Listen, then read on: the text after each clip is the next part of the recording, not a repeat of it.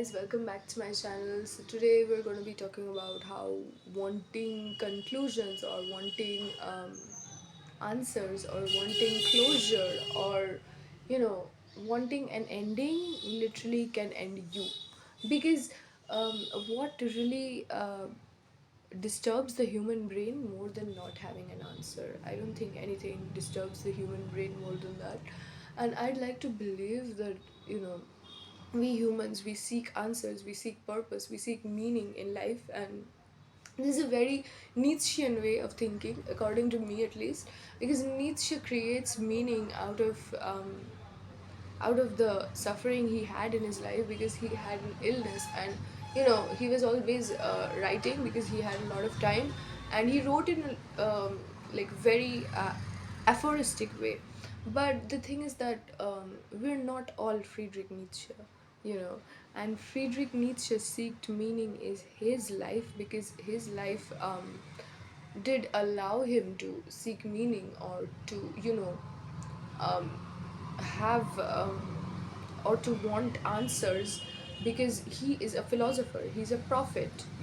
He said that God is dead, um, but there is a way to resurrect God, because he's a prophet. He's a prophet of the 19th century, and he wanted meaning out of his life, he wanted purpose out of his life, which is what most of us want anyways. But in some situations, I think we need to be less Nietzschean and more of an absurdist, more of Albert Camus, because wanting meaning or wanting closure or wanting answers or wanting explanations out of the things that will at the end hurt us and will at the end destroy us isn't something that we should strive for. Because it's okay if you have no purpose, it's okay if you have no aim, it's okay if you just are, if you just exist, and if you're just happy without any reason. It's absurd, it's madness, but it's genius, because this is why I believe Albert Camus is a very postmodernist, because his way of thinking is just so mature. And it appears very simple, it appears very fun loving, but it's really not that. It's really a lot deeper, because he doesn't want you to seek meaning, he wants you to be happy regardless, and that is how you become happy in your actual reality. A lot of times seeking meaning gives us nothing but despair and disappointment and doom. you know but it's okay to seek meaning, but it's also okay to be an absurdist, to not have meaning in your life, to not want meaning in your life.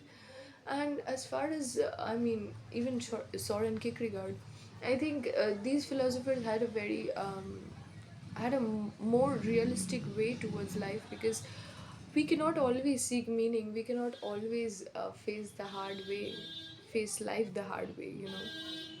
Like, obviously facing the hardships in life gives us character development, but god damn, at what point does it stop?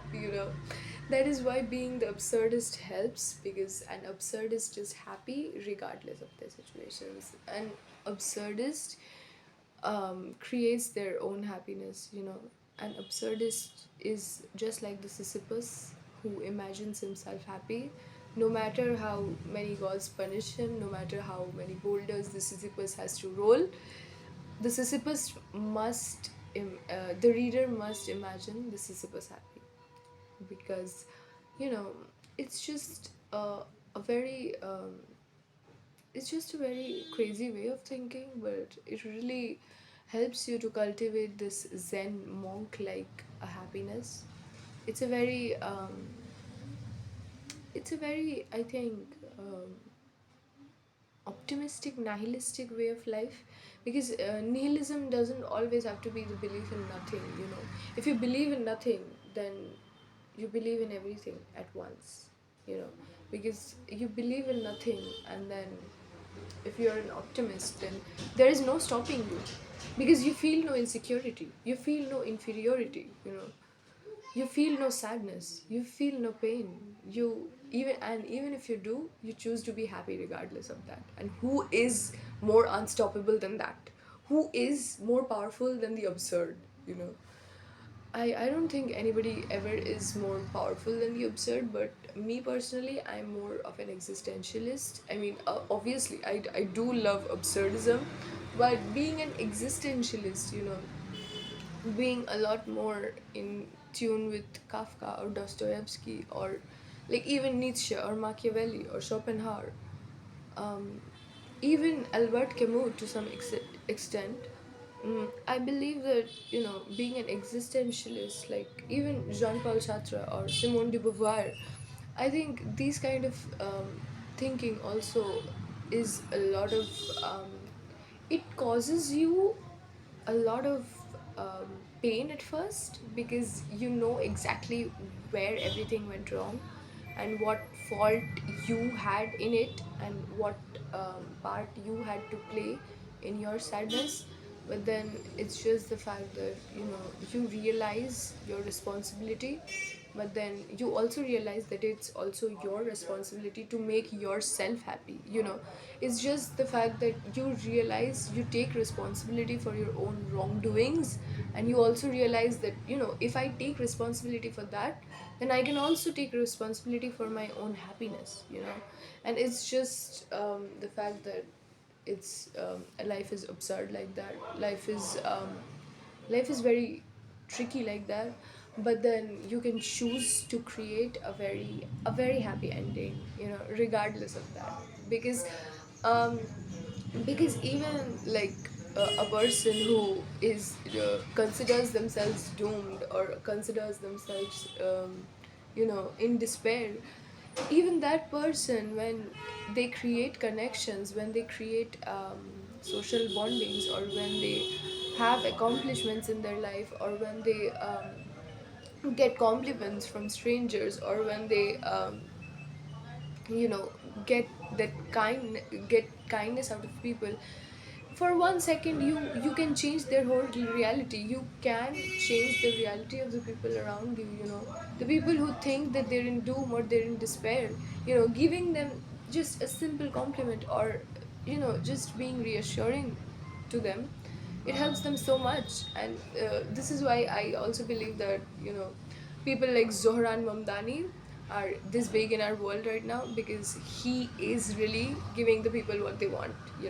He is really giving the people the reassurance, the love, the feeling of being taken care of. He's supplying that to the people.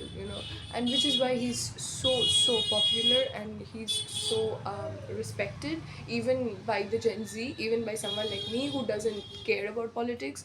Because I know one thing for sure, that he is someone who appears to have the best interest for New York, and there could be no one better.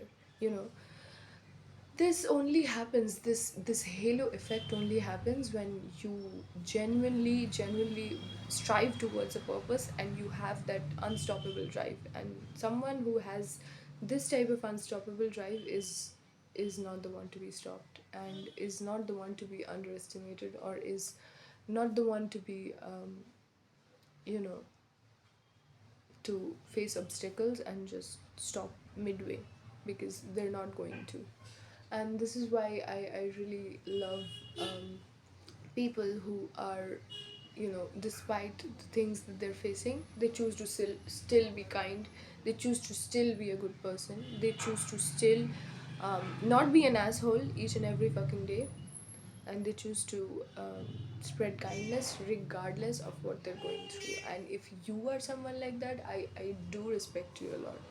You do have my respect, because it's so easy to become an asshole. It's so easy um, to be rude, to be mean, to be arrogant, to be just an irritating person in general. But if you're not that, if you are kind, if you do acts out of kindness, then yeah, then it should be applauded. And even if you do not get that applause, I mean, please don't stop, because we need more people like that around here. We need more people like that in the world. We need people like that to actually teach us that there is still hope for humanity, and humanity will always prevail, because it always does. In the core of human nature, there was always love, there was gratefulness, there was gratitude, there was affection, there was being taken care of, and that is what each and every human wants at the end of the day. And people who are like that, they always prevail, and there's just no way that they're stoppable in any way, because they are unstoppable. And yeah guys, thank you for watching my video, and let me know if you like them.